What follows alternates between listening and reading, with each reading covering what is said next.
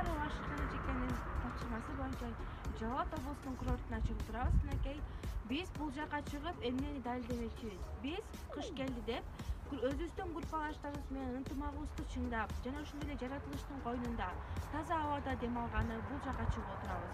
Бул жака чыкканы бизге себепчи болгон Имаров Ашыркан эжеке бизге мотивация берген. Ошондой эле биз Имаров Ашыркан эжекенин айтуусу сөзү боюнча анын берген жакшы талим тарбиясы боюнча биз могул жака Жалал Абад облусунун курортуна чыгып, ушул жактын кандайдыр бир таза абазын, өзүбүздүн ички сезимибизде болуп жаткан ойлорду ушул жака талаага таштаган ушул жака келип отурабыз. Имаров Ашыркан эжеке сизге чоң рахмат.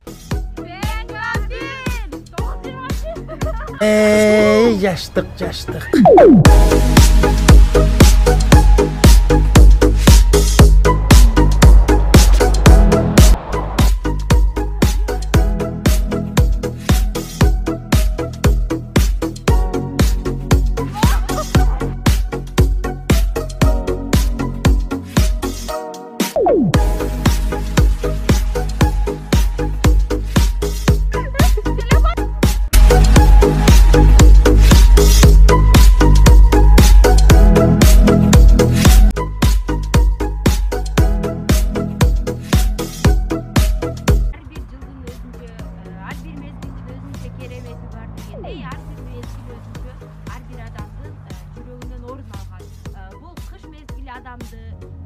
Тазалык, анан дагы бул жерге Жалал Абад курортуна жана ар бир адамды чакырып кетпекчибиз. Ар бир жылда өзүнчө мезгилде бул жака келип, чыгып көрсөңүздөр болот. Бул Жалал Абад шаарынын коздугун жана ошондой эле туристтерди эс алууга чакырабыз.